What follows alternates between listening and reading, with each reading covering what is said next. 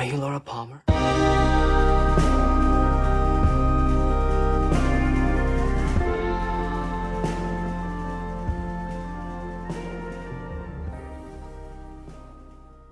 Hello, and welcome to the apparently final edition of The Lodgers. Boo! Boo! It's too early to boo. I haven't even said my name yet. I don't want it to be the final episode. Boo! Anyway, keep going. Sorry. As always, as ever, I'm Simon Howell. Rudely, that was Kate Rennebaum. Yeah, well, I can't help it. It's how I feel. I don't want this to be the last episode of The Lodgers, but sadly, Simon and I have lives and obligations and other things we have to do, and we can no longer dwell in the wonderful, crazy fairyland that has been the summer of Twin Peaks. So yeah, this must be our last episode. So.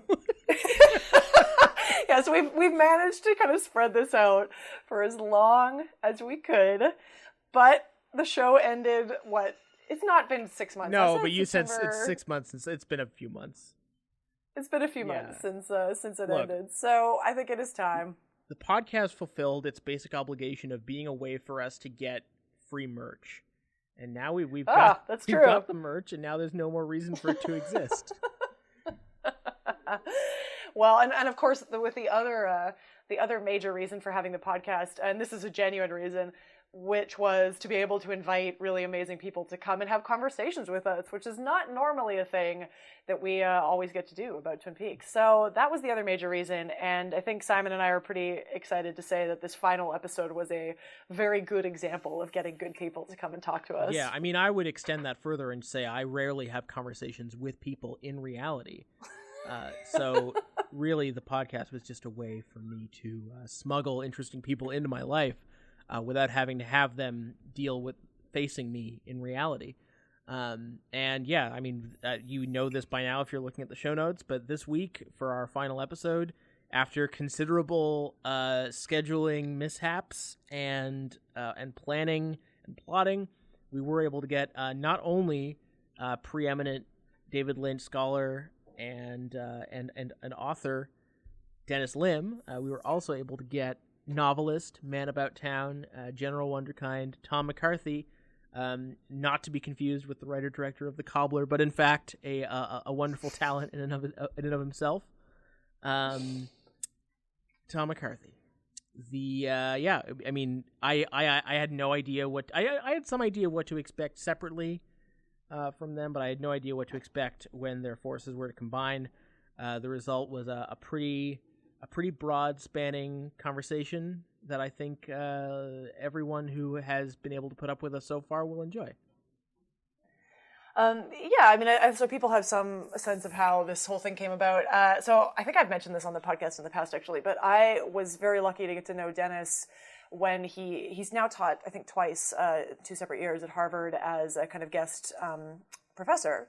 And I took a couple of classes of his a few years ago, which were fabulous, fabulous classes. And so I was lucky enough to get to know Dennis a little bit, and we've kept in touch, and of course both share a deep and abiding love of Lynch and Twin Peaks. And so I have been trying to ask him to come on the podcast for a while, but of course, as you may guess from his bio, running the Lincoln Center and being a film programmer and a critic and being all over the world sort of every second weekend, it took a little bit of time to be able to get Dennis on. But that's fine. We were more than happy to wait until this point so we could have Dennis on. And we had wanted to have a second guest on. And Dennis suggested Tom McCarthy, who, I'm not sure if people who have listened to this podcast as Twin Peaks people will necessarily be familiar with Tom's work. But, Tom has been, I think, nominated for the Man Booker at least twice, if I'm not, several times, for his various novels. And the work is really fantastic. And if you're interested in Lynch, from a sort of formal perspective, or, this fascination with technology, with kind of modern life filtered through technology, any of these things, Tom's work is going to be very interesting to you as well. And he's long followed Lynch's career and is a very big fan of Lynch. And so I highly recommend finding books like Remainder, Satin Island. I think I opened my dissertation with a discussion of Remainder, actually. I really love that book. So we were thrilled when Dennis suggested suggested that we ask Tom, and we were even more thrilled when Tom said yes. I was not fully expecting that to happen, so we were so thrilled to have both Dennis and Tom come on and talk to us about Twin Peaks. And yeah, it was a really fabulous conversation. Yeah, it went really well. I'm pleased with it. Since we're going to launch into this and it's going to take over like the giant bulk of the episode, I just wanted to say one more time, do check out Sorted Cinema, the fine outlet that hosts us and makes this podcast possible. Those of you who don't run podcasts, which is, 30% of you at this point, don't understand necessarily that there's like hosting and logistics and costs and headaches involved, and it's been very helpful for the show to have a stable home and a hosting place and all that jazz.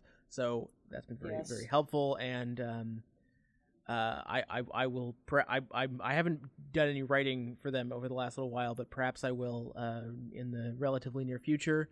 So do keep an eye out for that. But regardless, props to them and props to everyone over there, especially Ricky, who you'll know from other things. Anyway. That's enough ado. So let's skip on over to the reason you're actually here, which is mostly to listen to Dennis and Tom talk. So, I can make that work in editing. Right. You're back on The Lodgers, and we have with us two extremely special guests for quite literally our ultimate episode. First up, we have film programmer and writer Dennis Lim. He's the author of part of the Icon series David Lynch, The Man from Another Place. He's also the director of programming at the Film Society of Lincoln Center. Our second guest is Tom McCarthy. He's the author of 4 novels, including Remainder, Sea, Men in Space, and his latest is Satin Island. He's also an accomplished literary critic, and we're very excited to have you both, so I wanted to just take a moment to acknowledge that. To open the floor, and whoever wants to go first on this is more than welcome to.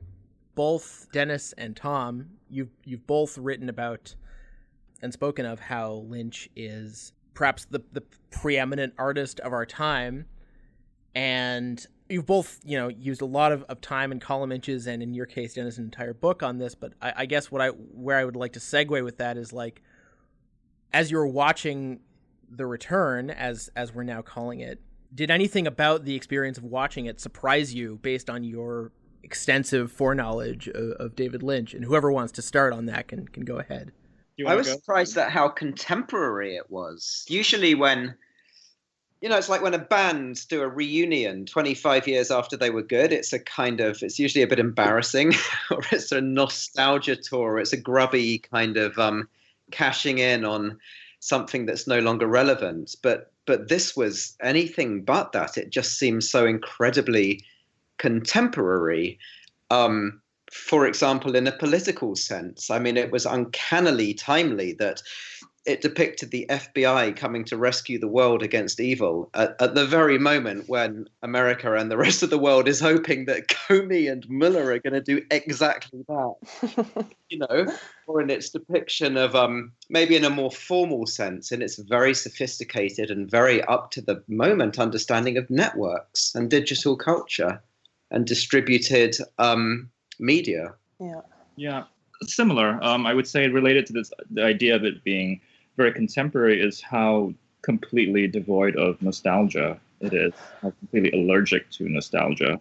And I think it's quite a self-conscious work. I think it very much ends up being about what it means to revisit the past, as is true of all, revivals. In terms of what surprised me, I think there was just this sense of following this enormous thing, this thing that you knew would go on for 18 weeks. And I think for me, the size of that canvas it felt like something new to me. It didn't feel like an 18-hour series. It felt like just this enormous work. Lynch is essentially almost doubling the running time of all the films that he's made. He's only made 10 features before this. And this is an 18-hour film. To see what he does with a canvas of this size was really exciting, I think, week to week. And I think it's such an uncompromising ending. I think we'll talk more about that as well. But I think that the final hour is one of the most radical things he's ever done. Yeah, absolutely. I mean, I think there's any number of things we could pick up in there already. I mean, I'm kind of fascinated about this question of the narrative or lack of narrative structure of this 18-hour marathon, and maybe we can loop back to that. But I wanted to pick up on the question of what Tom pointed towards there with this idea of the show's relationship to networks, distributed kind of digital culture, because I actually think this is something that I haven't seen as much of a critical response to in relation to the show, which is particularly the way that the show is so formally interested in, I don't know, engaging something like even the streaming format of the way it's going to be seen by so many people, right? I mean, this is a new thing for Lynch as well. I mean, I think Inland Empire famously is his transition to digital video, and he uses digital video in very interesting ways there. But in a very obvious way, it's quite different than what he's doing in The Return, which is simply sort of crisper and sharper in some senses than what's going on in Inland Empire. But in The Return, there is such a sort of like awareness of this problem of streaming as the format through which people are going to see it. And I think Lynch, in this sort of genius mode, is constantly playing with that, right? I mean, we have all of these things where there is almost like buffering in the purple room where the image is going back and forth, or we have dropped frames, which in a story that kind of like reiterates exactly this point here, I had to wait until I had the DVDs in front of me, the Blu-rays in front of me, to be able to confirm that this was actually something Lynch had intended and wasn't simply a result of the way Showtime had encoded it badly or something. But in the forest sequence, I think in one of the later episodes when they go to Jack Rabbit's palace, there's plenty of shots where the frame rate is just sort of dropping and it doesn't look very good. Or we have weird things like the door handle jumping when Tammy comes to visit Lynch. Anyway, there's so many examples like this. But I mean, I was fascinated to kind of like hear what you guys thought about this, if this represents something new in the way that Lynch is putting these images together for him or not, or how it kind of plays into his larger sensibility in The Return. Well, I think yes and no. I mean, I think Lynch has always been interested in interference and in glitches and in kind of circuits. So if you think of a film like Wild at Heart, you know, you have a whole network of people communicating over phone lines, you know, saying these kind of code words to each other, then that gets communicated somewhere else, and then someone else passes on a token. I mean, you're always inside this kind of media architecture of relays, of intercoms, telephones, transmissions, pickups, tapes, radios. And they're always quite glitch-ridden. There's that wonderful bit in Lost Highway when one of the stories kind of interferes with the other story, the other reality, over the radio. You know, the Getty character starts getting a headache when the radio station comes on, and there's kind of, you know, Lynch loves glitches. They're just static.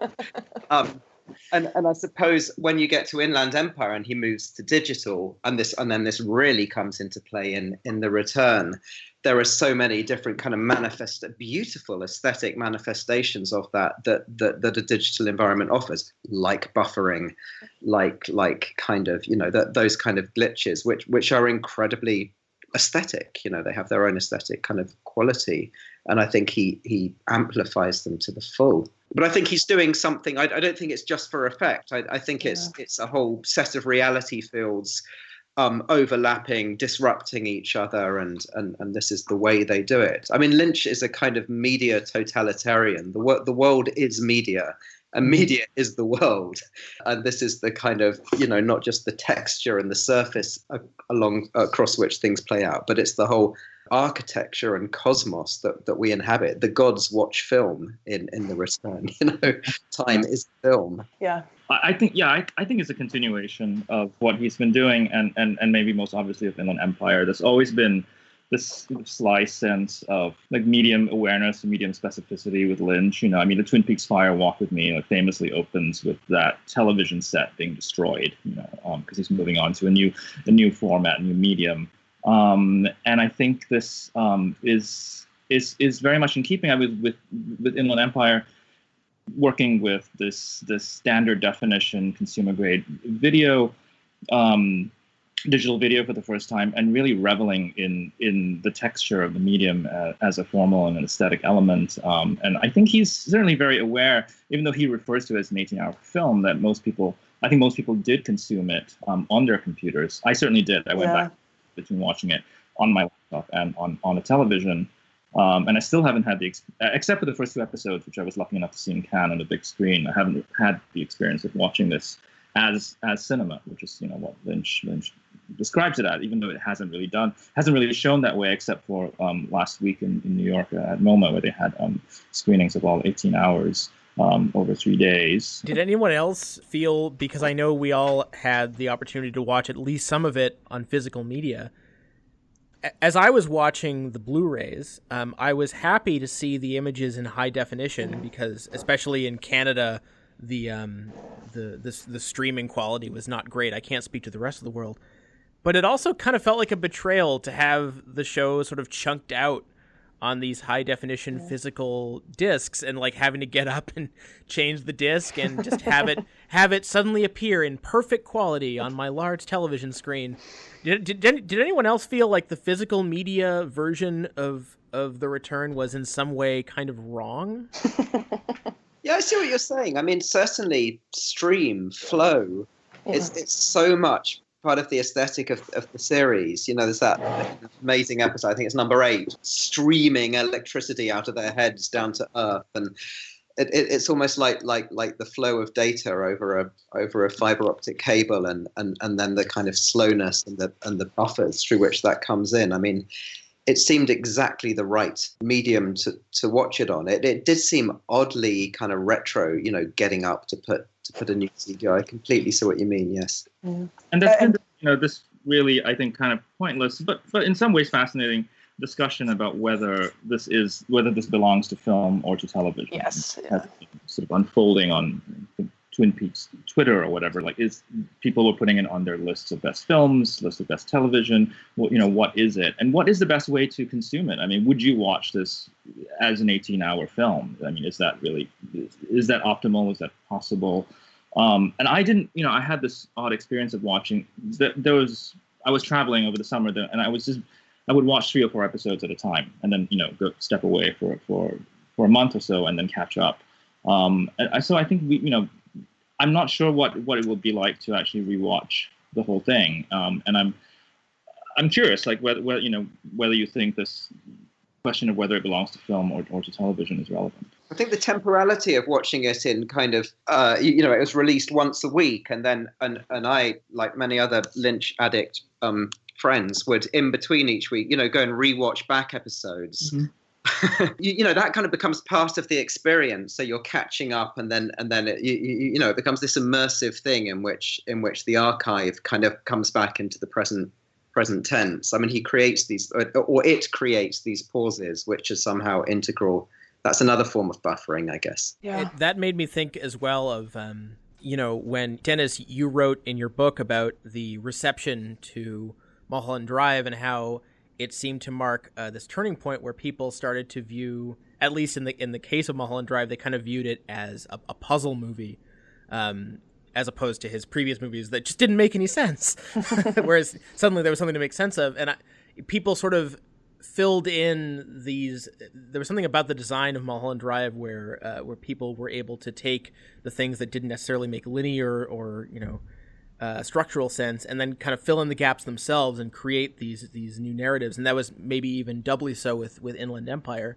I think there's something maybe to the idea that forced gap of time that people had between each episode here. I think that was I think it kind of acted as another way for people to create that connective tissue where we did a weekly podcast where every week we were thinking, well, when's Audrey showing up, and like.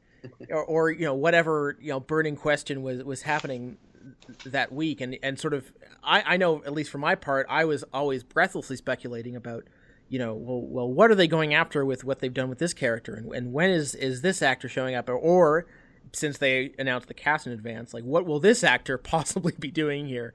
Will they be playing a recast version of a previous character? I'm interested in the idea that will be lost in a future rewatch as an 18-hour movie or 3 6-hour movies or whatever you'll do, of being able to fill in that narrative space, and maybe the way people did with Mulholland Drive and Inland Empire. Yeah, I also think it's Mulholland Drive is sort of a solvable puzzle movie. I think you can sort of like come up with an interpretation, of what happens more or less. If you're a remotely active viewer, I think it's the return especially is I think very perverse in terms of playing these narrative games. I mean, there are so many red herrings and dead ends and things that are simply alluded to, and like very all those roadhouse scenes with these characters who are never seen, who are discussed in great detail and great length, and the Audrey thing is another example, and I think I didn't partake. I really didn't read very much, and I only came back to your podcast. Listened to a few episodes after the end. I really didn't deliberately did not really want to. It's funny, people talk about Twin Peaks really creating this community, this interpretive community that formed around Twin Peaks and ushering in a particular kind of fan culture. And for the return to emerge into this particular environment where it's just instant analysis, like overnight recaps and like endless threads on Reddit. And I stayed away from that for the most part, so I can't really weigh in on. I have to say that a lot of that also tends to annoy me a little bit. This sort of like this overinterpretation of Lynch. I think maybe having spent a lot of time thinking about his work and hearing his voice in my head about this, like this aversion to explanations, and explanations being a kind of way of shutting down meaning, and it was sort of a way of like inoculating myself against all these like fan theories and multiple takes. So I still. I'm still processing the return, and would like to leave it that way, even though obviously we're having this discussion now. Well, I mean, there's lots of things we can add to that, and we can probably talk about this more in relation to a future point, but I rewatched I think we rewatched episodes 13 through 17 last night or something, and I still find it mind-boggling. I think I've seen the whole thing 3 times through now, how utterly resistant it is to our drive to try to make sense of it. I mean, I think I don't read it out of a kind of theorizing fan drive to make sense of everything, but even just keeping track of basic plot information is so difficult in this show. And I think maybe we can leave that and come back to this kind of like built-in ambiguity of it, because you hinted towards it as well there, Dennis. But I had a couple of points I wanted to add. I mean, I think about the question of television versus film and the debates that have been happening about this online and in the critical circles. I mean, I think what's so interesting about even just the way you guys are talking about it is there would have already been such a split between the people who watched it as it was airing on television, like maybe Tom and Simon and I did, and we're going back and rewatching them in between and sort of having this kind of forced temporal experience of the show, that, only existed in that moment. I mean, I think if you didn't watch it when it was on television and you're just picking it up now and able to watch it in order, you're going to have a fundamentally different experience of it than that versus people who saw it at MoMA maybe for the first time. And I think why that matters is that I think what the show is very aware of, and maybe what Lynch is playing with as well, with the kind of formal modulation of the streaming format and everything, is the idea that in a way that's, I think, very contemporary, you can't say that there is a kind of like definitive text of Twin Peaks: The Return. I mean, I think it is, if you were watching it on a laptop versus a television versus a movie screen, it's such a difficult kind of object to say, well, this was this episode or this was that episode. This is what tends to kind of underwrite some of this hysteria that's happening now about categorization. Like why people are so feeling the need to kind of name it as either television or film, or to kind of give it a very clear status, because I don't think the show ever had a clear status. And I think it matters why people are trying to name it as one or the other, but I don't think I don't think Lynch ever had some clear idea that it was going to be one or another. Despite the fact that he's calling it an 18-hour film, he was also giving directions to people to get very close to their laptop and watch it with headphones. And I mean, so he knows how people are going to watch it. I mean, again, the formal quality of the show obviously indicates that he knows that it wasn't going to be only watched on a movie screen. So anyway, that was the one thing I wanted to add about that. But I think the other point I wanted to make, and maybe we can start moving a little more into the narrative question that Dennis brought up at the beginning here, is when Tom was talking about part 8 there and this idea of the kind of stream of data of the show, and maybe it feels a little more natural to watch it as a kind of data flow rather than these hard physical objects. I think one of the things that I find so fascinating about The Return, and there is a connection to Inland Empire as well here, but in The Return is the idea that you get the sense that maybe digital editing or the possibilities of digital editing are very present in The Return. And the idea that Lynch is repeating scenes, he's reversing scenes. Scenes, like digital images here seem to exist in a kind of tension always with themselves, right? I mean, it's never guaranteed that they're going to follow in a linear way. They sort of come back. They are next to each other always. I don't know. And this to me seems to have a very important kind of like role in the narrative here, right? I mean, the idea that the narrative is non-linear, it's not classical. We're not dealing with a kind of balanced universe where we have a disruption of the narrative world at the beginning that will then be closed at the end.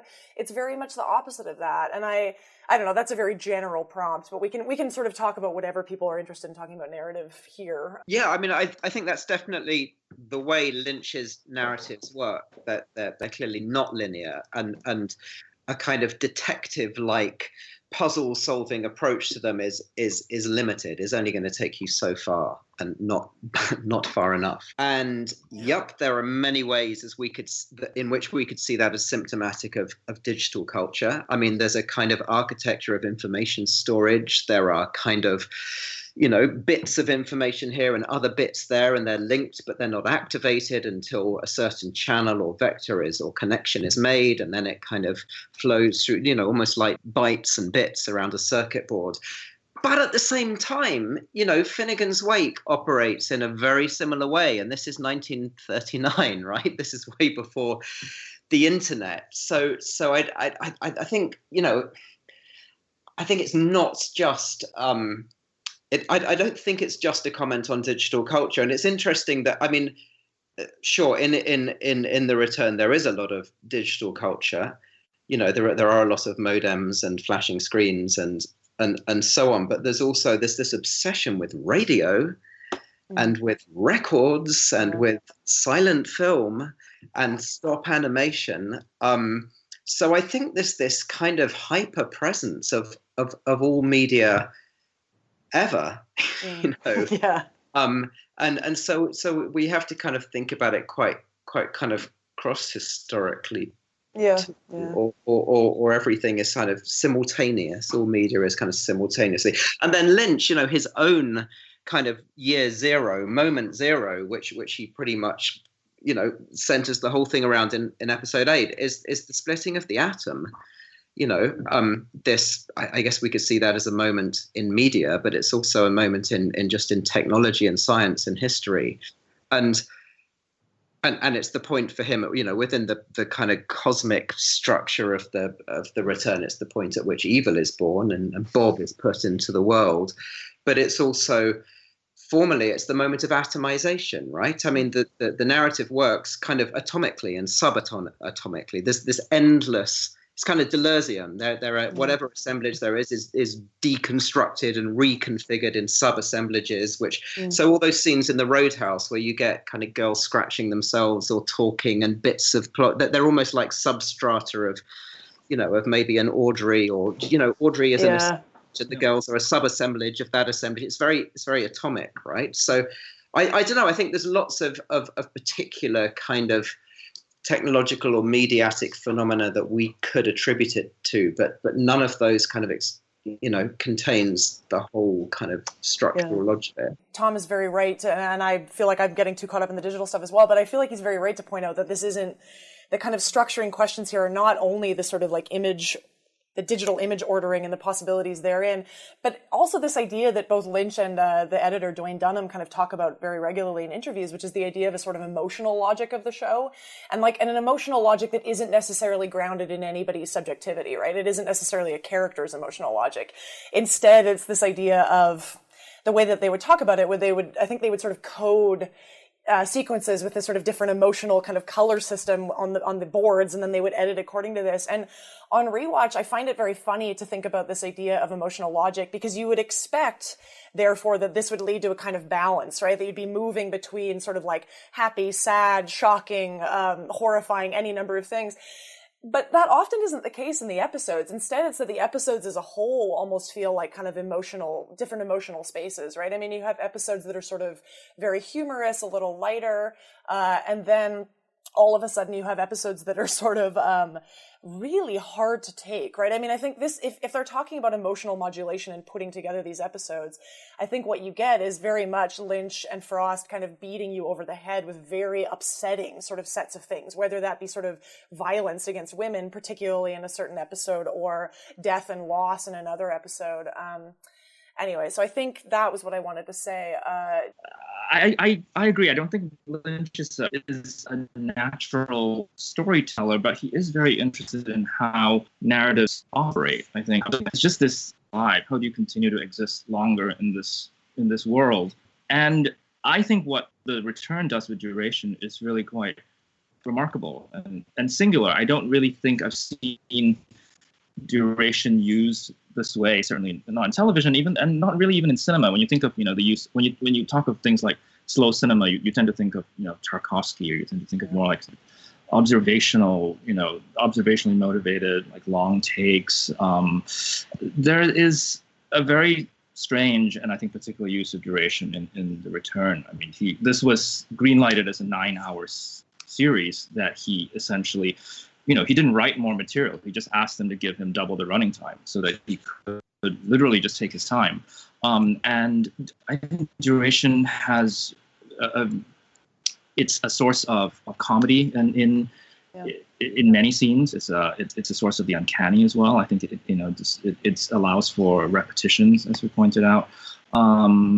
And I think, I've been rewatching them sort of non-sequentially, just picking out one episode or another, and just seeing how long it takes for some things to play out in these episodes is fascinating. Something that was brought up many episodes ago in our podcast, I forget by who, maybe Kate, you can tell me, in the era of Mulholland Drive, Inland Empire especially, there's a lot of strong moments of empathy and deep emotion in those films, and of course in The Straight Story as well. And there might be a sense in The Return where there's sort of a retreat from that may or may not have to do with the absence of Mary Sweeney as a collaborator. But I would be curious, especially from Dennis, to hear more about like how you perceive The Return and its handling of emotion, and how much that's foregrounded or not foregrounded compared to his other recent work. I think the emotional, for me, the emotional aspect of The Return, I think very much has to do with mortality. So much of it is about aging. It's about death, and the point I was making about duration. I think one of the reasons some of these scenes take so long is because they are reasons to linger with these people who are at the end of their lives. I mean, there's the number of calls that the log lady makes to Hawk, and it's really quite something to think about. He was able to get to all these people, in most cases, many cases, approaching the end of their lives. Harry Dean Stanton and Catherine Coulson and Miguel Ferrer. That to me is sort of the most, maybe the most obvious sort of emotional aspect of The Return. Tom, as our resident novelist on this podcast, there's one particular aspect of The Return that I've just been kind of like vexed on, and I've just been totally unsure about, and very little of the supporting materials or the interviews have really like helped elucidate this for me. So maybe you've got something. I'm still totally unclear as to the relationship between Lynch and Mark Frost in terms of his influence on the show, exactly what he brought to the table in terms of how this season was constructed, and sort of where to draw the line between a Lynch idea and a Frost idea. And as someone who's a fan of Lynch as well as a storyteller in your own right, I was wondering if you had any thoughts about sort of what separates a Lynch script or story or idea from a Lynch and Frost idea, or a Frost idea. I really am as in the dark as you about that. I'm afraid. But I would say that Lynch is very literary. Yeah. I mean, he's I understand in interviews he's paid tribute to Kafka, and you can clearly see like a massive influence of Kafka on his whole oeuvre. I mean, from as early as Eraserhead onwards, I mean, that character more or less could be Kafka, this kind of, lowly pencil pusher who gets kind of sacrificed. So I don't know, I just think it's a very, I mentioned Joyce, so we could think of a figure like Alain Robbe-Grillet and the whole nouveau roman from France, the way narratives works in kind of embedded, non-linear ways. In those, I don't know if these are direct influences on Lynch, but they're definitely very close kind of literary parallels. So I don't know, with Lynch, the kind of borders between visual art, cinema, literature just start to kind of dissolve. Virtually the first scene in The Return after the Red Room stuff is Jacobi as Amp basically remaking a Marcel Duchamp work with the shovels.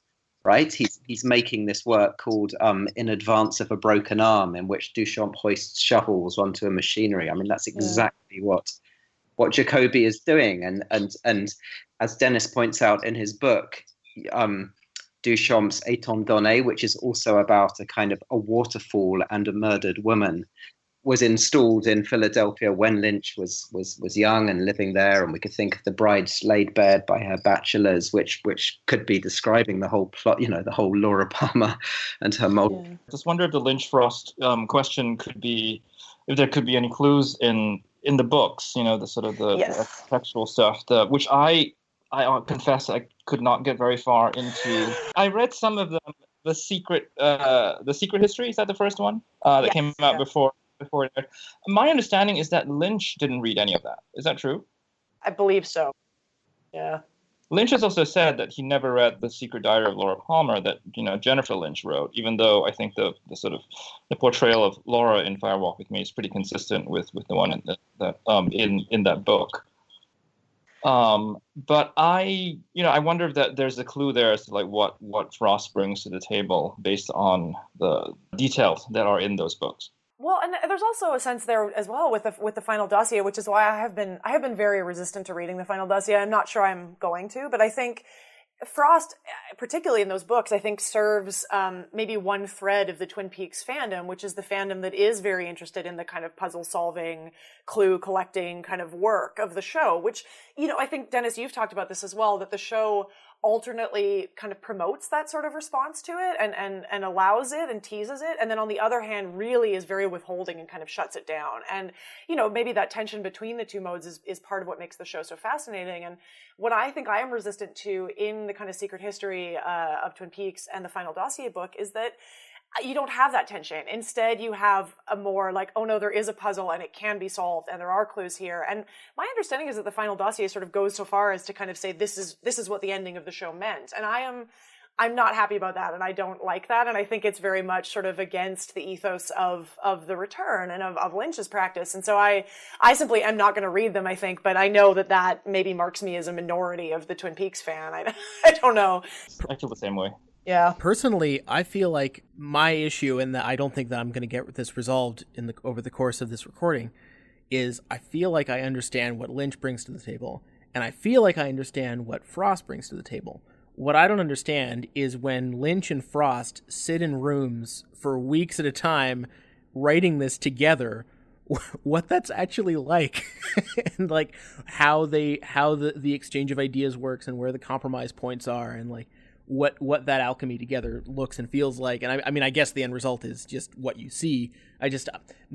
This goes back to our last podcast where I wish I could have just been a fly on the wall while they were writing this, figuring out where the midpoints between them are, because they really do seem to be such disparate forces when you examine them separately. I think one of the ways that we have been dealing with the Frost stuff on the show, on The Lodgers in the past, is maybe attributing some of the more overtly political elements of the show, particularly the kind of content elements of the character of Jacobi having become this sort of Alex Jones right-wing ranter podcaster figure, as maybe aligning with Frost's kind of more obvious concerns and sensibilities and the things that he talks about on Twitter. And, I find this a really interesting question. I think, Dennis, I'd be particularly interested to hear from you, because I know you write in The Man from Another Place about this question of Lynch's politics and, his flirtation in the past with kind of being an outright Republican and then that sort of shifting maybe. And, from my perspective, I have a hard time even aligning the idea of this history of Lynch as sort of someone who kind of aligns with a certain sense of Republicanness in America with the production of The Return, which for me is so overtly political. And I don't think we need to say left or right or whatever, but it is so overtly political from a sensibility that doesn't seem to have much to do with a kind of Republican idea, that I'd be interested if we wanted to talk more generally about the politics of the show. I mean, I think in the prompt that I sent, I acknowledge that, of course, there are these kind of content political elements, but also there are these very interesting formal moves that we've already hinted at here, which is, again, the way that duration and the kind of strange openings in the narrative of the show seem to always open on to kind of socially marginal figures, right? I mean, these women who haunt the roadhouse, the characters in the trailer park, the character of who's selling his blood, and, people like this, or Doris, even Sheriff Truman's wife, these kinds of figures that seem to very much haunt the edge of the show, and any other television show would not give the kind of space to these figures. And I'm interested to hear what people think about this. Yeah, I think this is like a really key part of The Return. I mean, I wouldn't call Lynch, a social realist in any way, but I do think that this interest in kind of the marginal figures and sort of what happens on the fringes of polite society is something that's been in his work since the beginning. And he talks, I think, graphically speaking, it's something that dates from his time in Philadelphia and his, I think, early exposure to big cities, to cities that were, I think,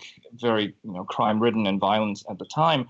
And he's talked about how they were traumatic experiences for him, just the seeing misery on the streets, seeing poverty, violence. There's a quote I like. He talks about how there's so much fear that it almost seems to open up into another world, and so there's a sense of these figures representing or like inhabiting what he sees as these kinds of liminal spaces, sort of interdimensional spaces. Now, hold on, Kate. Do I take from your remark that you aren't selling your blood yet? Because I think that makes you an outlier. Well, give me another few years of living in the United States, and who knows what's going to happen. But I think my interest in this question was because we have talked sort of extensively on the podcast about the show opening onto these sort of marginal figures and what that does for the kind of texture of the show as a whole, and this idea that The Return seems to be very... I mean, maybe pessimistic is too simple of a way of describing it, but if Lynch's oeuvre kind of moves back and forth between these sort of extreme forms of kind of optimism and joy, and then the kind of darker, kind of more depressing, I guess, for lack of a better term, affects, The Return very much seems to settle on the kind of darker side. I mean, the show ends with this sort of figure of Cooper emerging as a kind of whole Cooper that seems to have the bad and the good in him, and yet it seems to very much still end on the side of the kind of negative and unsettling and upsetting. So there's that element of it, but I also think there's something really fantastic about what Lynch is doing in The Return with using the kind of duration that Dennis is talking about as a way to simply ask audiences to kind of spend considerable amounts of time considering people and places and experiences that are often not given the status of dramatic event, right? Or not given the kind of these are people who don't appear on television and don't appear, I mean, film maybe a little bit, but don't appear in the kind of general visual culture in an obvious way very often. And I think there's a political move even just formally in what Lynch is doing by kind of elevating this sort of these times and spaces that are not considered very special, or they're usually considered background or something you would cut out. Lynch is instead making them the main event often. And I think that's a really interesting move. And I think it's been interesting to see people kind of grapple with that and people sort of writing this off as Lynch, torturing audiences by making everything, quote, slow or whatever, I think is a really unfortunate misreading of what's going on here. But anyway, Tom, do you have anything you want to add to what we've been talking about here? Sure. I mean, Lynch's politics are kind of really strange and complex because you could see him, see it as a completely Republican sensibility from the white picket fences of, Blue Velvet onwards, and at the same time, it's the opposite as well. I mean, it's looking at everything that has excluded, and in the return we see a preoccupation with precarious low-wage employment and opium addiction and people selling their blood, and as you say, shifting the attention onto someone vacuum cleaning a floor for 7 minutes. Is kind of radical. I mean, it's like East German communist filmmaking from the 60s or something, or a Harun Farocki film where you see an assembly line worker, and so it's kind of complex. And then, I mean, I guess he's just trying to work out the state of affairs that we're in. Yeah. And whether there is some giant kind of machinery at the center of which there is a control room, which can be somehow penetrated and grasped and understood and maybe even changed. That would be the political move. Or if, on the other hand, it's all just kind of random. You get that amazing scene where Bobby the cop and his estranged partner and their teenage daughter are kind of trying to work everything out, and then just a random bullet randomly comes into the diner, and then behind the car from which that bullet comes, there's another even randomer vehicle with a possessed teenager vomiting, and then I think this has some bearing on the final episode, because I mean it reminds me of Thomas Pynchon, this sensibility of is America a giant conspiracy run by the forces of capital and evil, or is it just random shit, that just kind of doesn't really have much of anything connecting it? And this is this is what these are the two versions that we're presented with at the end. I mean, Cooper's kind of, he takes Laura, who's maybe not Laura but Carrie Page, back to her house, and we're in a kind of disenchanted world in which none of this ever happened.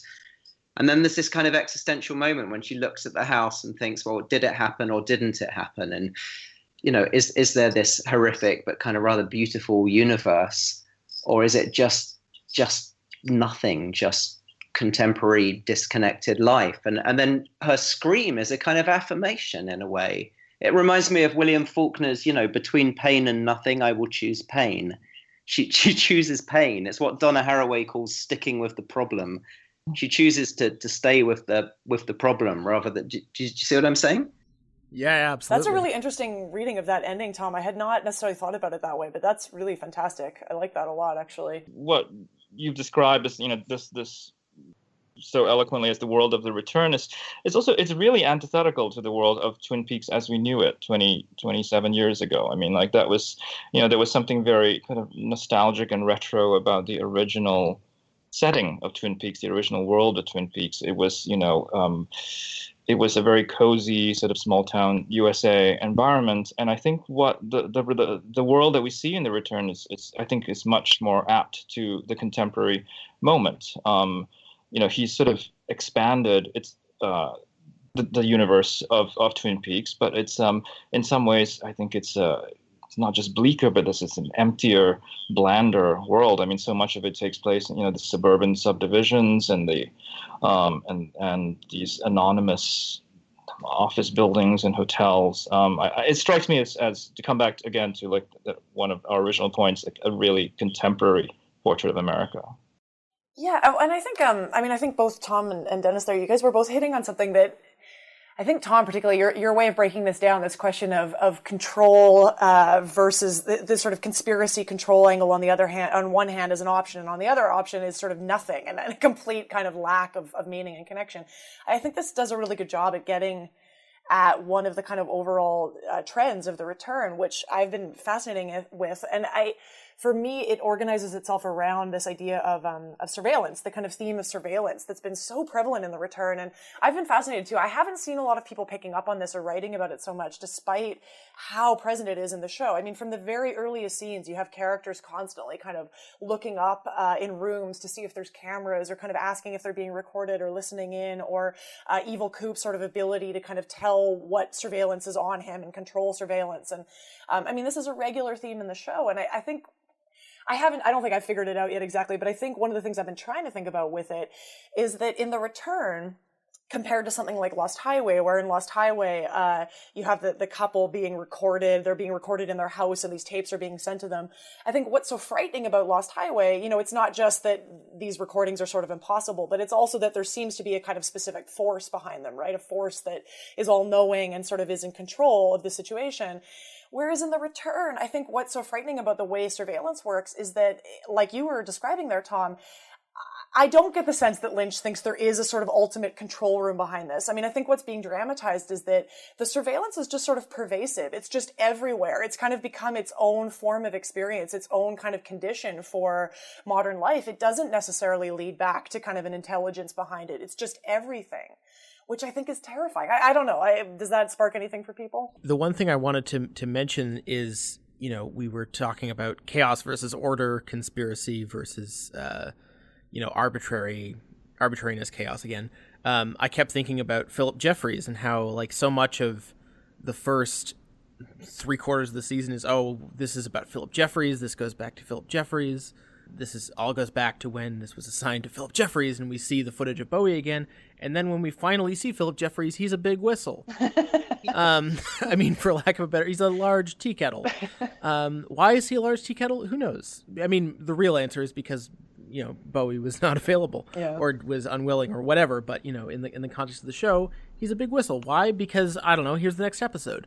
I think maybe that will tell us what, I think that ties into your answer, Kate, about how, the surveillance is just everywhere. And it makes me think also about how we were talking many moons ago now about the representation of media on the show and how it does feel contemporary and it feels more all-encompassing than previous Lynch works.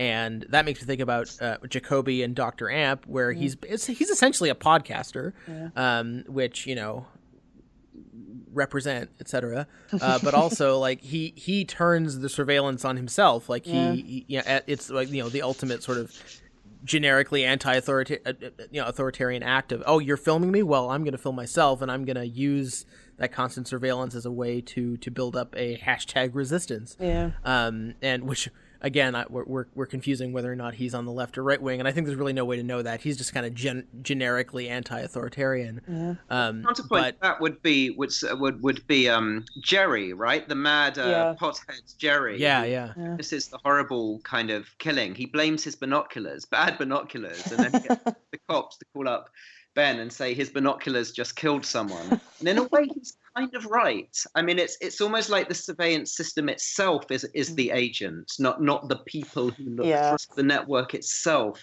that is the character almost. Like for the giant sort of impossible surveillance screen in the space I think they're in Montana or something when Evil Coop goes to the kind of arm wrestle club of evil guys there, and you have this insanely huge kind of surveillance screen on a wall, and at certain points the surveillance screen is sort of doing these kind of impossible cut-ins, like close-ups of people's faces that of course aren't possible with that form of technology.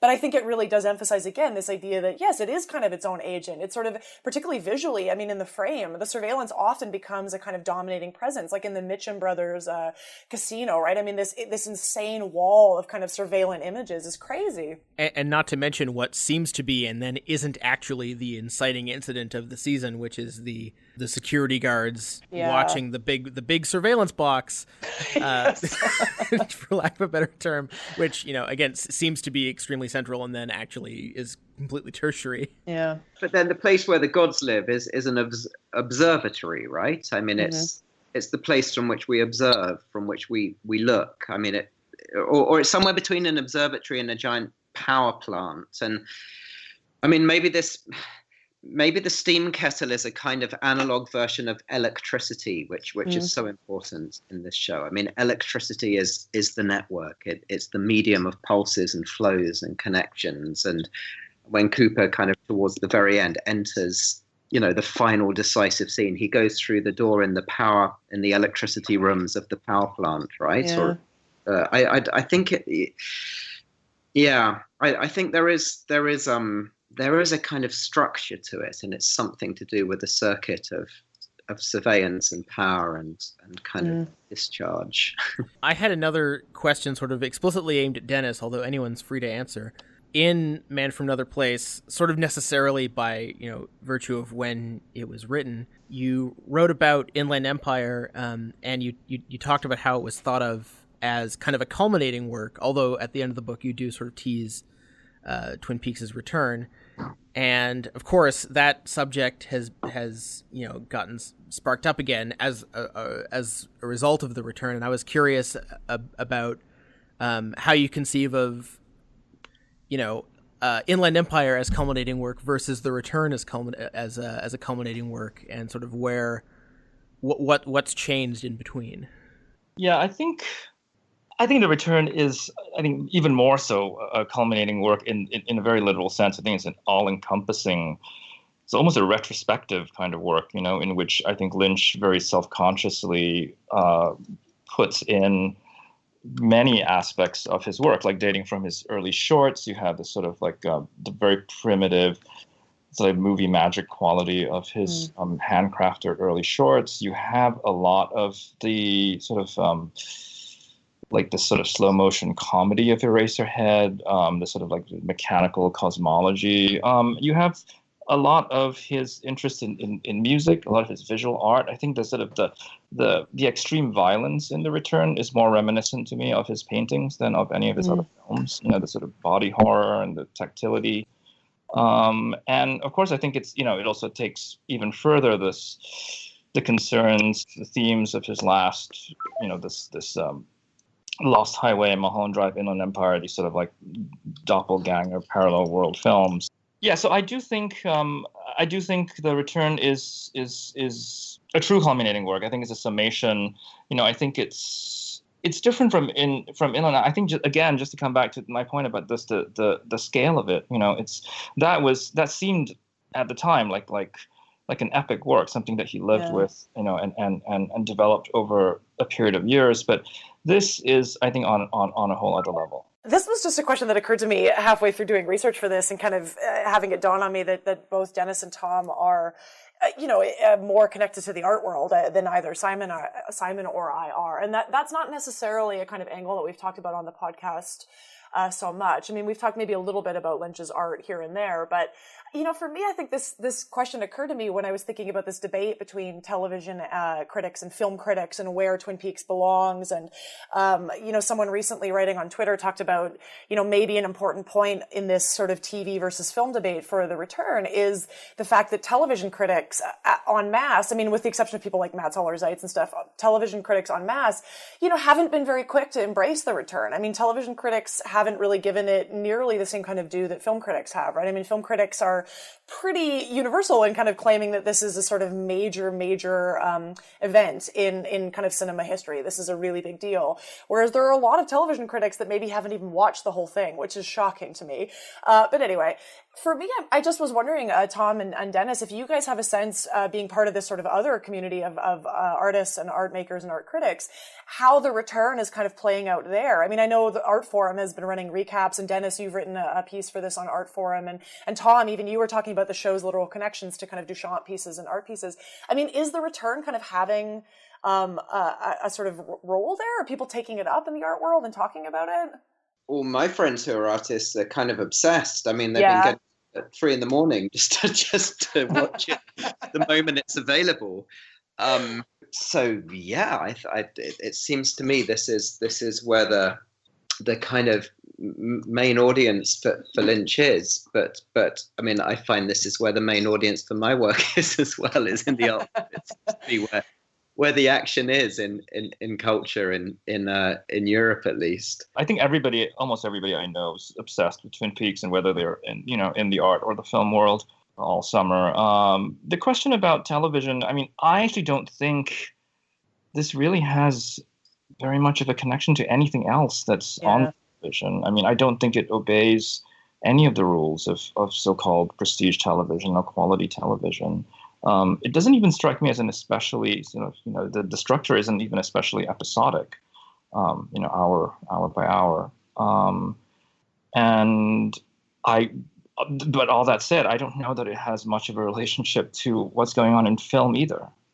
I think the only things I can think of are, other works that were made by filmmakers for television, like Jacques Rivette's Out One, or Fassbinder's television series like 8 Hours Another Day and Berlin Alexanderplatz. I mean, those seem to be like the only parallels for me.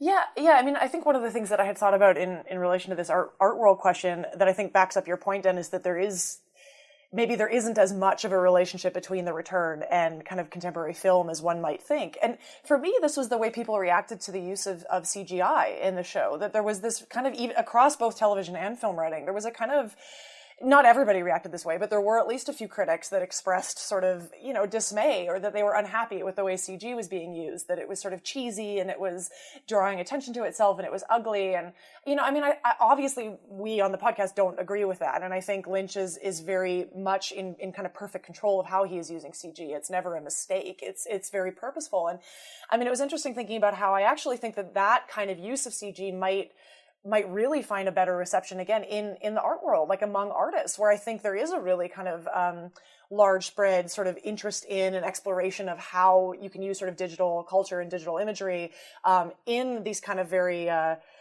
overt ways, like ways that aren't meant to hide themselves under a kind of guise of realism or something. And I think, I don't know. I wonder if there's been any responses writing-wise there. And I don't think any of us necessarily need to have an answer to that question. This is just something I've been thinking about. I mean, personally, as someone who probably watches more television than probably everyone else on this podcast combined, it's something that I'm going to be interested in tracking over the next while. I mean, I know that people like Damon Lindelof have expressed, and he's actually in the special features of the Return box set, have expressed, admiration for Lynch and Twin Peaks. And I know that it is being watched by creatives in the TV world. And I will be curious to see if any of Lynch's sort of bolder moves that we're not currently seeing reproduced. I mean, at the time that I've sort of made this point already, but at the time that the original season aired, there wasn't anything else like it on TV either. Mind you, it was watched by like 100 times more people than The Return was, as many things were at the time. Yeah. So it's difficult to say, and the world of television production is so much more fragmented now. There's probably 100 times as many series being produced for 1/100th the audience, respectively.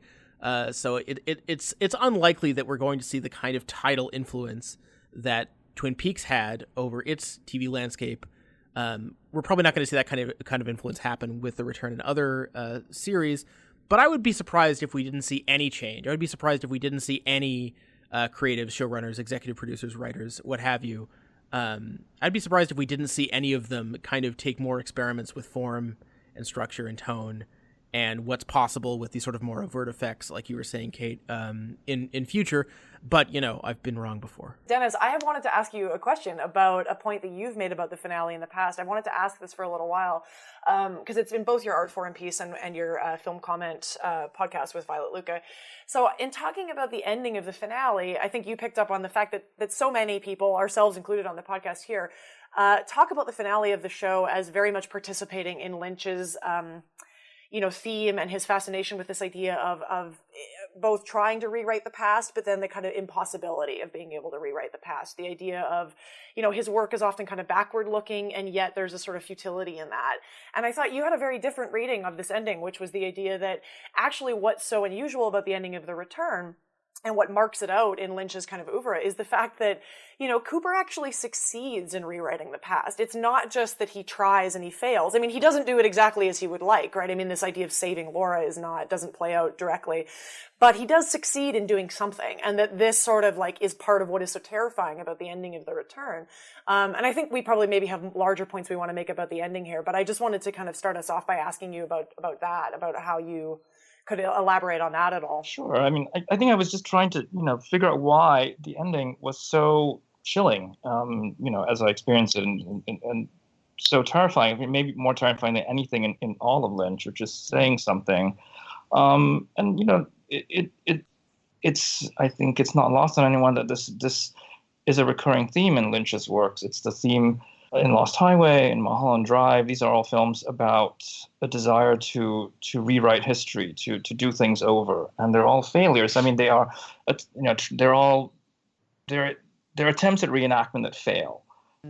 And in The Return, I think he allows Cooper to succeed, and I think I think it ends with a question. It's like really posing this question of like, what does it mean to succeed in this what has, what is always a futile desire, what typically in other Lynch films, in almost any other in so much of film and literature, this is something that fails. You cannot rewrite the past. And here, I think in allowing Cooper to do it, I think that's what's different here, and I think that's what's I'm still trying to figure out exactly what this move means.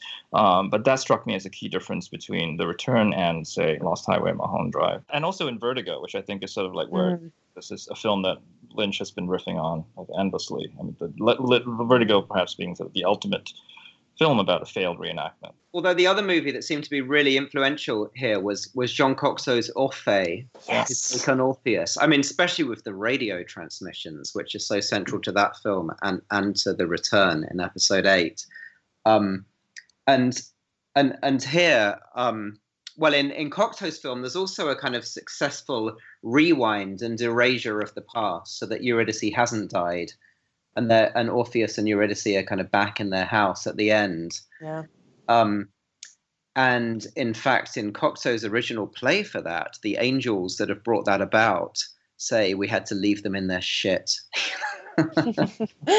The Immortals line on that kind of real everyday life is even more of a horror than the metaphysics of heaven and hell and black lodges and white lodges and and pure evil. I mean, this it's almost like at the end of Inland Empire, Nikki walks beyond the beyond the end of the film. She kind of walks out of the film and then comes back round to watch the film in the cinema, but we're not in the film anymore. And I feel like a similar thing happens here. I mean, it's like they're going back and visiting the set of Twin Peaks, but it's not Twin Peaks anymore. It's just nowhere. It's just somewhere in America that's somewhere that's nowhere. It's like one of Mark Augay's non-spaces. And then she looks at the house and, is it the Chalfont-Tremond house, or is it, and what does Chalfont-Tremond even mean? Are these hierophants of hell, or is this just the name of a realtor and the previous owner? And and then she screams, and what does that scream mean? I mean, it could be a desire to return to the kind of, to the narrative, to the fiction, to the mythological structure that's been lost, or it could be just, I mean, like in Fire Walk with Me, which is more of a kind of social realist film, but in a way, as one of the characters says, what's more terrifying, that somebody, that there is evil in the world, or that many fathers rape their daughters behind suburban curtains. I mean, there's nothing mythical or mystical about that, but it's kind of scream-worthy as well. So I don't know. I just think it plays out in all kind of ways. The only response to which is a scream. That makes me think of the scene where Bobby, I think it's in the 4th episode, when he sees Laura's picture, and he's, Bobby's lived his life. He's moved on. He's become a cop, and it seems like his life is full of normal things that are just kind of annoying. Like, his ex moving on to someone else and just having a troublesome daughter and all that. And then he gets sucked back into the world of Laura Palmer for a moment, and the music swells, and you have that question again. Well, is it better to be, is it better in that world of the banal problems, or is it better in the world of the outsized, sort of bigger than life problems? And he sort of briefly he's so upset by the prospect of being sucked back into that other less banal universe. And it seems like the show kind of ultimately throws its hands up and says, well, they're both pretty awful. There's a lot in here that we could talk about. I think I wanted to pick up on Tom's mention of the film Orphée, which we haven't mentioned on the podcast here, even though it is one of my absolute favorite films and I love it. And any listener here who hasn't found it, you should definitely go and find the 1950 film Orphée by Jean Cocteau, because it's fabulous and it has really interesting connections with The Return. And I think one of the more obvious connections there is the fact that in Orphée and in The Return, this desire for the ability to kind of reverse time or go back in time is played out at both the local and the global level, right? I mean, you have this kind of reversal of the literal image, right? I mean, The Return is kind of littered with these sequences where, for no reason that is discernible within the kind of narrative structure or anything, we just have images running backwards. I mean, characters sort of blink backwards, things happen backwards, and it's all very subtle, right? It seems to have moved beyond the confines of the Red Room as existed in the early show, now into just banal life. Things move backwards here all the time. And this kind of plays really interestingly into the kind of larger theme that emerges at the end, right? Which is Cooper's desire to be able to undo this thing that has happened to Laura that set the whole universe in motion in the first place. And I don't know. I mean, I think in Orphée, there's a really interesting sense in which that is playing with kind of larger themes of history in that moment in French culture, right? I mean, it's the post-war, it's after the occupation, it's after France's involvement in the Holocaust, all of these things. And so much of the film takes place in the kind of bombed out ruins of a military academy. And this sense of looking backwards has a very, I think, as well as a personal sense, it also has a very political sense. This wish to kind of maybe be able to undo France's role in the last 20 years. And the reason I bring this up is just because I'm again kind of fascinated with how that sensibility plays out in The Return, maybe against something like the other theme of the show, which has been this sort of radically anti-nostalgic kind of stance that it takes. I mean, I think there is something so interesting in the tension that Lynch and everyone else bring up here, in the sense of the show both being very backward-looking, very concerned with the past, very focused on the past, and at the same time, I mean, maybe not being dismissive of a kind of nostalgic view, but being very overtly set against nostalgia, right? I mean, nostalgia is here a very bad thing in a lot of ways. I mean, I think in the most obvious sense, we have the sequence with Audrey doing the amazing dance in the Roadhouse, right? We have Audrey's dance, which is the first time the show kind of, the Return acknowledges the presence of this sort of desire for nostalgia in a very extreme way. It acknowledges that presence throughout, but the way the show kind of takes it on itself, and we have Audrey performing this dance and referencing the old show, and that, of course, just all that does is prefigure this sort of horrifying psychotic break that Audrey sort of breaks down. And so anyway, this is a long way of saying I'm fascinated by this question of both the show being very backward-looking and focused on the past, but at the same time being radically anti-nostalgic. Seems to me to be hard to reconcile or something. I guess Lynch's take on time is kind of archaeological, right? He's kind of like a media theorist, like he's doing an archaeology of the present moment.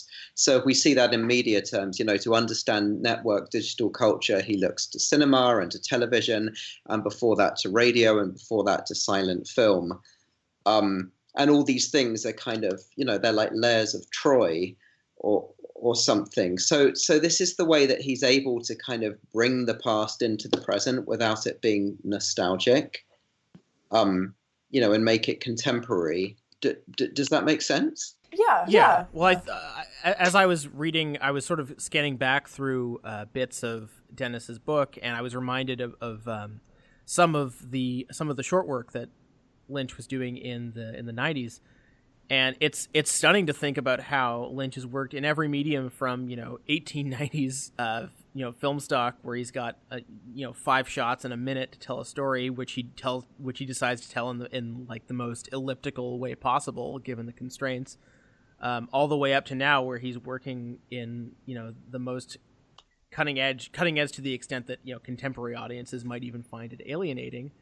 In terms, cutting edge effects and video methods, as well as streaming. Like, I really can't think of another filmmaker who has had a sort of an equal level of interest and engagement in media forms and delivery devices over the course of a century. So I hadn't really pieced that together in terms of the archaeological aspect that Tom mentioned before, but I think it's very present in everything he's done. Yeah, I don't think I figured any of this out necessarily, but I do think that that's a good way of kind of differentiating this question of like looking towards the past in an archaeological sense, in the sense of like the past is actually present, right? I mean, the past exists in these kind of like markers, these hauntings, maybe in the sort of Lynchian terminology, but the media, the remnants, that it exists now, and that's a different relation to the past than nostalgia, for sure. I think haunting is really, really, really on it. I think you've hit on something really important there. I mean, the whole, if we put it in a psychoanalytic kind of framework. I mean, the whole thing is about loss. It's about lack. It's about mourning, and melancholia, and this idea of being haunted. I mean, lots of media theorists talk about, they get from Derrida, I guess, the idea of hauntology, of a kind of cryptology, of media is a kind of haunting. It's a sepulcher. It's a kind of, the archive is a place where everything dead kind of persists and haunts us. And I guess, in that sense, how does Laura Palmer exist? She exists as a photo. I mean, she is media, or she exists as video images in the first series, or as tape recordings. So I guess that would kind of, thinking of lack and mourning and these processes and psychic haunting might kind of bring quite a few of these considerations about media and kind of plot and everything into alignment and nostalgia.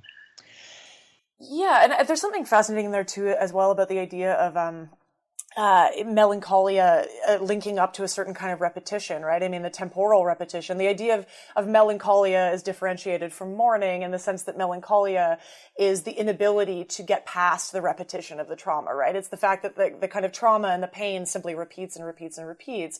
And I think The Return is doing something so fascinating with the idea of dramatizing the difference between, repetition as something that seems to be moving time forward, right? I mean, things seem to be happening, and yet we're repeatedly reminded that actually nothing has changed, and actually there hasn't been any kind of progressive movement. And this is most obvious in the Audrey Charlie sequences, right, where time seems to be moving, and yet it obviously isn't.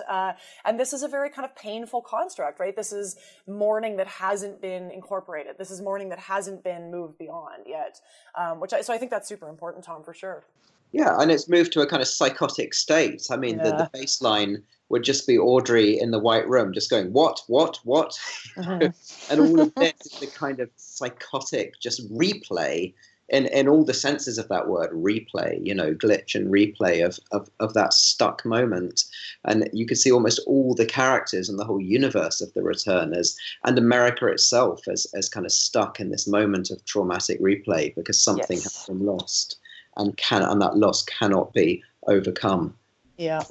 Well, now that we've mentioned archives, media, dead things, things that are over, that are done, I think that's probably as good a segue as we're going to get to start wrapping up this conversation and, by extension, this podcast, leaving it to be shelved away as another dead thing.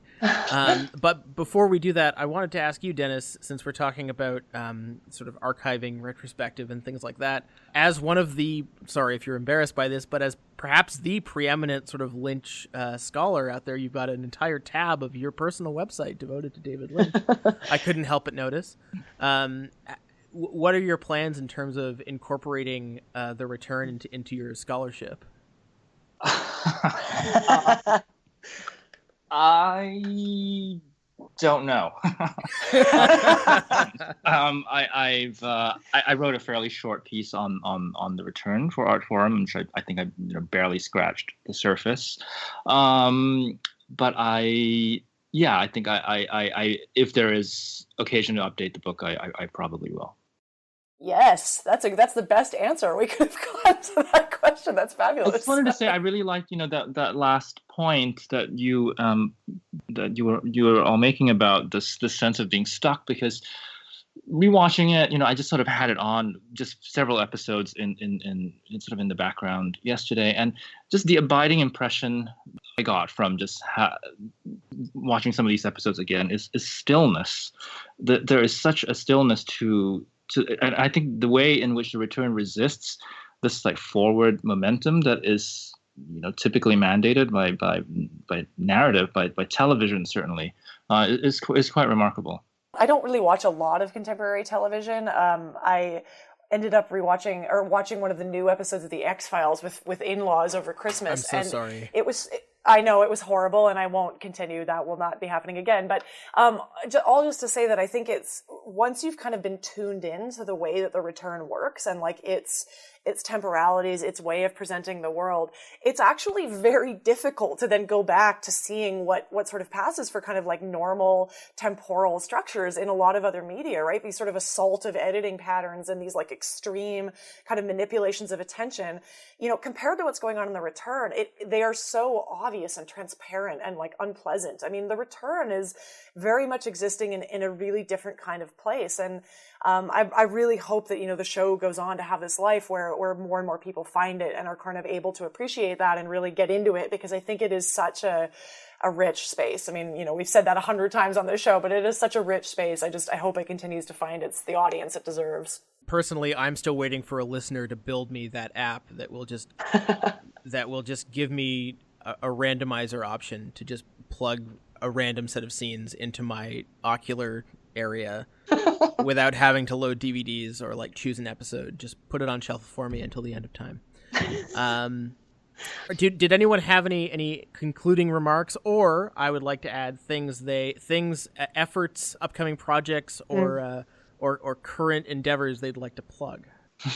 I'm vacuum cleaning my carpet really slowly. Actually, Tom, I wanted to ask you, Tom, about the Post-it notes on your wall. What are those about? Because I could see those earlier. Oh yeah, well, that's kind of the novel I'm working on. But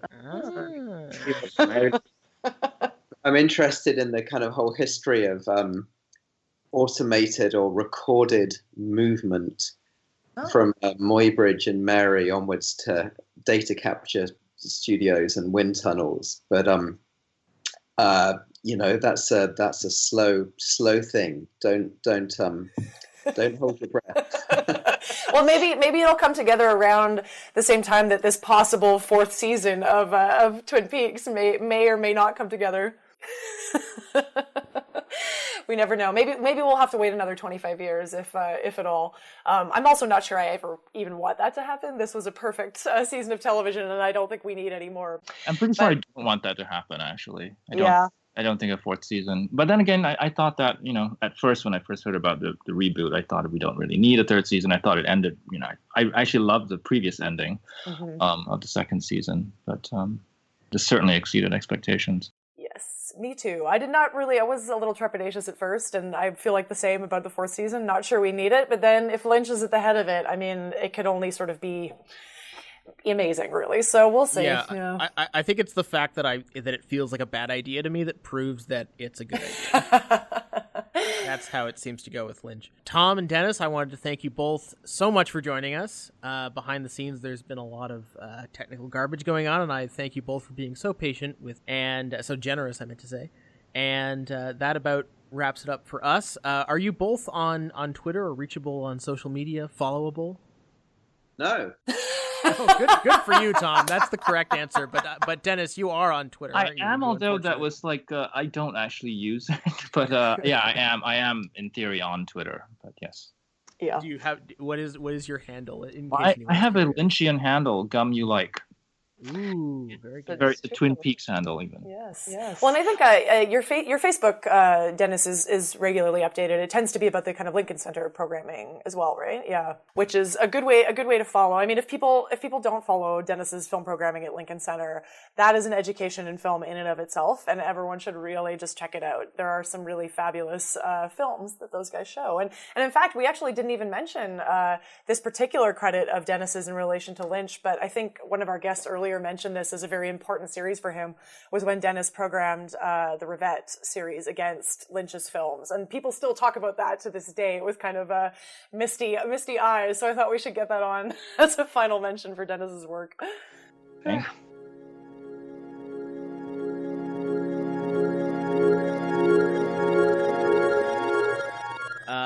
So yeah, that was Dennis and Tom. I hope you all enjoyed it. I hope you all enjoyed listening as much as we enjoyed recording, and as much as I haven't actually done it yet, but probably didn't enjoy editing, mixing, and all the drudgery that's associated with making a podcast. But I do it for love. For you, I guess? The audience? I'm not really sure why I do anything.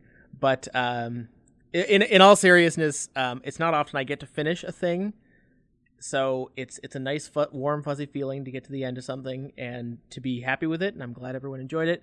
And yeah, thanks. There's really nothing to say except thank you, Kate. Thanks to our guests, and thanks for listening. I would just add as well that it's, and I've said this in many ways, so I won't drag it out, but that it's been such a blast to be part of this, and I've had such a great time talking with Simon every week, and so thrilled that the show has existed at all, let alone been this wonderful and supported this kind of critical discussion, and that we've had so many amazing guests on, and we really appreciate so many people giving their time, including Dennis and Tom. And everybody else, and we hope to have chances to correspond with you in the future. And let's all just hope that I get an academic job somewhere, so maybe sometime in the future I could continue to write about Twin Peaks, because that's really all I want to do still, to this day, just sort of write about Twin Peaks. So, But yeah, and you never know. Simon and I sometimes still will podcast about other things, perhaps. So keep an ear out on the internet. You may hear from us again, maybe. All right. That's it from us. Thanks again. Bye. Bye.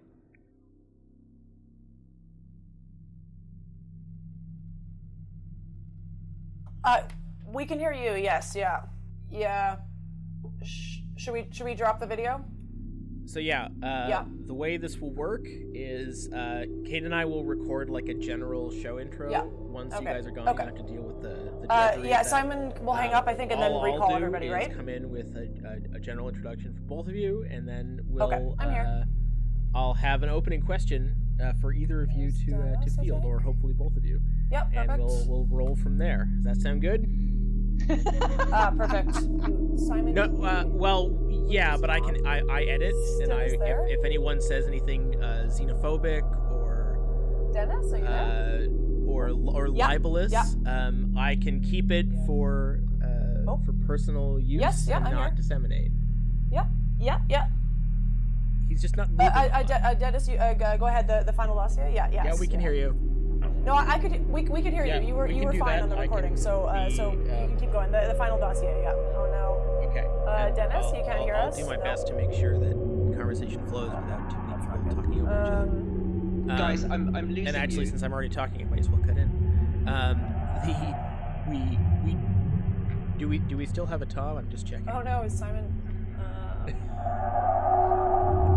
Yes, we can hear. Dennis, you still can't hear us. Oh, should I have stopped that recording? Just keep going? I wonder if Dennis is using his phone and maybe it's. Interesting. Okay. connection I'm gonna isn't try as good. calling everyone back to see if that resolves some of our technical issues. Oh, okay. Dennis, I think, went on to talk. Was talking about shit. Yeah. Wait about 30 seconds. and you'll Sorry. get another call. the novels, yes, which is what I had wanted to ask him about actually. Sorry. I wonder if we should you try hanging up on Dennis and calling him back? Okay. Alright, I have no idea what happened there. Closing that second one. Can I just? Hey. I don't know why this is being so weird. It went rather than just. Hello. Oh, sorry, Tom. I Alright, wish that this I was, have, this speaking about physically glitches. blundered. This is Go of back course. to the end of this so that I can. This network. No. There we go. So that I can. Yes, excellent. Come on.